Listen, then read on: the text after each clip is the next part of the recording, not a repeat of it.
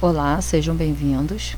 Vamos continuar a nossa aula de processamento e formação da imagem a partir do item contraste. O contraste significa diferença. Quanto mais diferente um ponto da imagem for do meio que o cerca, mais fácil de identificar a sua presença. Por exemplo, é mais fácil identificar um ponto preto numa folha de papel branca do que numa folha cinza escura. E é claro que um ponto preto numa folha de papel preta não pode ser visualizado. Então, dentro da imagem radiográfica, nós vamos ter padrões diferentes de tonalidades representadas pelas densidades dos órgãos do corpo.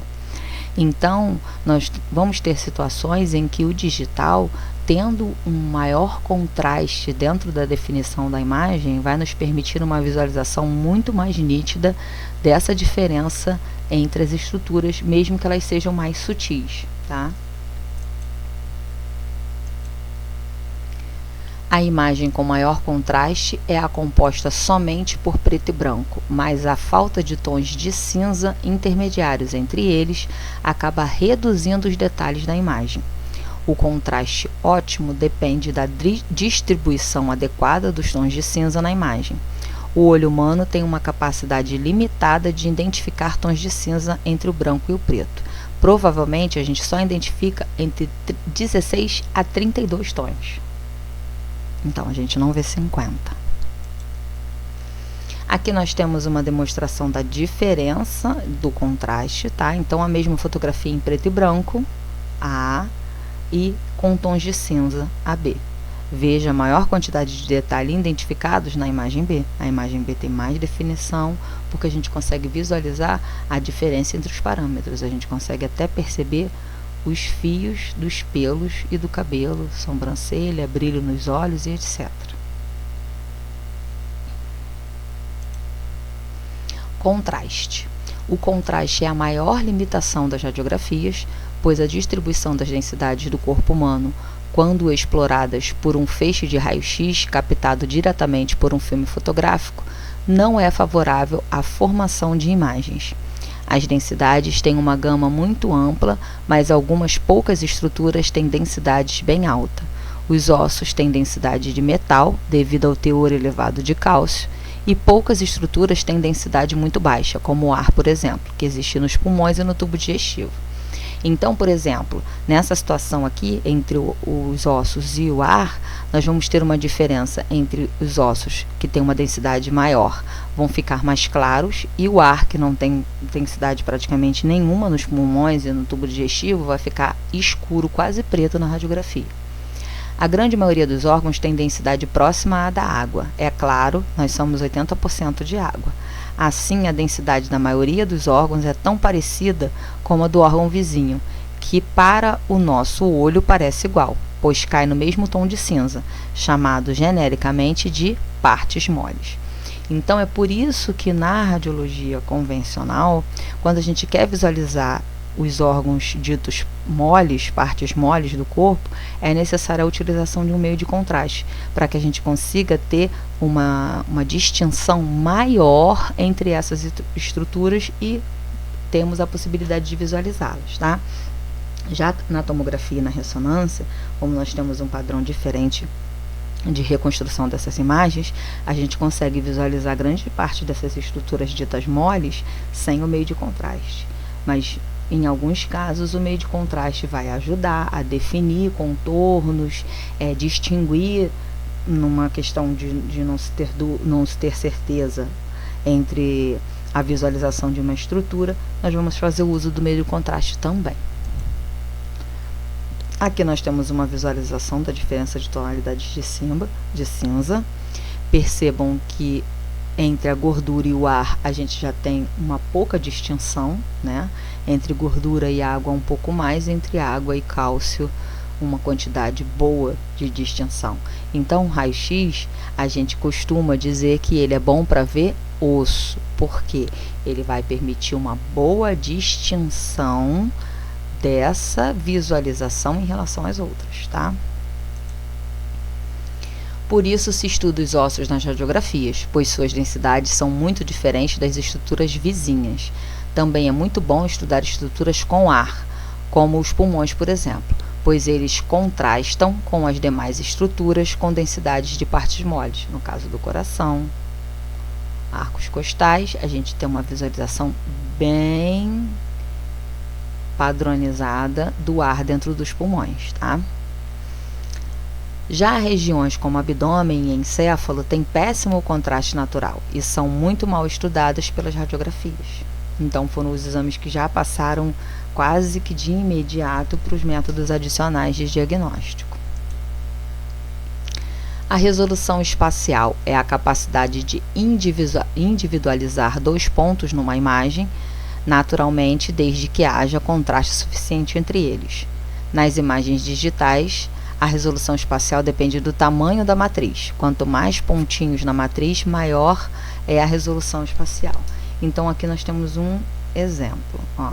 Conforme a quantidade de quadradinhos vai diminuindo, daqui, a gente vai perdendo a resolução da imagem, tá? Dentro de tomografia, a gente vai utilizar os termos pixel, voxel, dentro da matriz, tá? A forma de entender isso aqui é bem parecida com o que a gente tem na resolução da nossa máquina fotográfica. A gente tem megapixels na nossa máquina fotográfica. Quanto mais megapixels ela tem, melhor é a qualidade da minha foto, tá? Então, aqui é o mesmo princípio. Quanto mais quadradinhos eu tenho dentro da minha matriz, mais resolução dentro daquele espaço eu tenho, tá? Outra razão da perda de resolução espacial nas radiografias é a sobreposição, pois estruturas tridimensionais serão representadas num filme plano, unidimensional. Ou seja, cada ponto da imagem representa muitos pontos do corpo humano atravessados pelo raio-x. Para reduzir esse problema, pode-se estudar cada região com pelo menos 2 incidências perpendiculares, por exemplo, aqui, frente e perfil, tá? O AP, o PA ou o perfil. Então, basicamente, por isso que a gente vai ter nas nossas radiografias no mínimo 2 incidências como rotina, porque o mínimo básico dentro do padrão para o médico poder ter uma visualização sem a sobreposição dessa visualização e dessa visualização, ele precisa de 2 planos, tá? A melhor forma de reduzir a sobreposição em imagens é a imagem em cortes, que a gente vai ter na tomografia e na ressonância.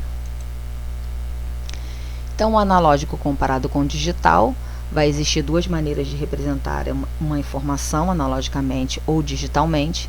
O sistema digital permite armazenar qualquer informação na forma de uma sequência de valores positivos e negativos, ou seja, na forma de uns e zeros, sistema informatizado. Qualquer dado será processado e armazenado na forma de uma grande sequência de uns e zeros. O uso do sistema binário torna os computadores confiáveis, pois a possibilidade de um valor 1 ser alterado para o valor 0, o oposto é muito pequeno. Cada valor binário é chamado de byte. Então, a gente tem a mesma configuração que a gente tem megabyte, kbyte, gigabyte, terabytes e por aí vai. Imagem digital é a imagem pode ser considerada como sendo uma matriz, cujos índices de linhas e colunas identificam um ponto na imagem, e o correspondente valor do elemento da matriz identifica o nível de cor naquele ponto. Os elementos dessa matriz digital são chamados de elementos da imagem, elementos da figura são os pixels, e para fazer a conversão de imagem em números, a imagem é subdividida em uma grade, contendo milhões de quadrados de igual tamanho, sendo cada um destes associado a um valor numérico da intensidade luminosa daquele ponto. Então, basicamente, a gente vai ter isso aqui, ó. O arranjo de linhas e colunas forma a matriz de uma imagem digital. Então, a gente tem um quadradinho, que representa a uma tonalidade de cinza, tá? O trecho mostrado em maior aumento mostra os pixels quadrados com diferentes graus. Cada quadradinho vai ter uma tonalidade diferente. E essas tonalidades diferentes vão ter uma representação numérica no computador. A imagem matriz tem 4×4. Valores numéricos correspondentes aos vários níveis de cinza, os valores das tonalidades de cinza.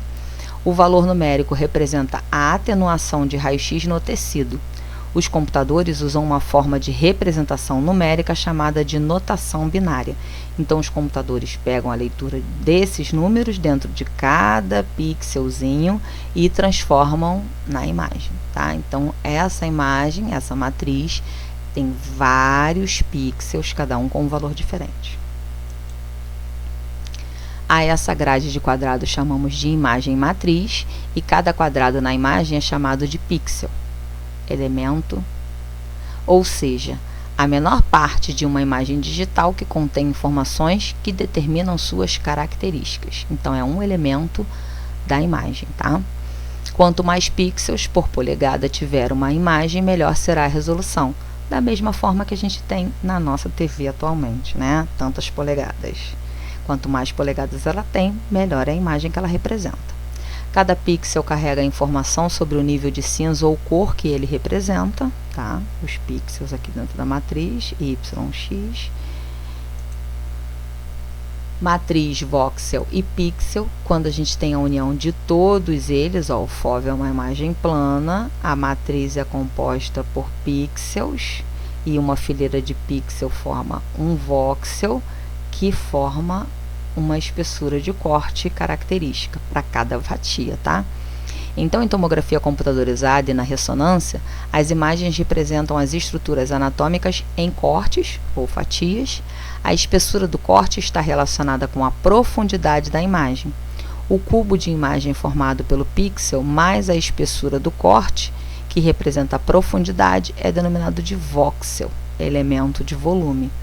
Então, é por isso que na tomografia e na ressonância, a gente pode, na tomografia, reconstruir as imagens 3D e na ressonância juntarmos os jogos de imagens, sequências de imagens que a gente faz e formar uma imagem 3D, ou seja, com 3 dimensões, X, Y e Z, largura, comprimento e profundidade. Terminamos aqui o nosso conteúdo de processamento e formação da imagem. Aqui nós temos algumas referências que foram utilizadas para formar essa nossa aula, tá? Nossa aula foi dividida em 3 etapas. Espero que vocês tenham gostado e até um próximo encontro.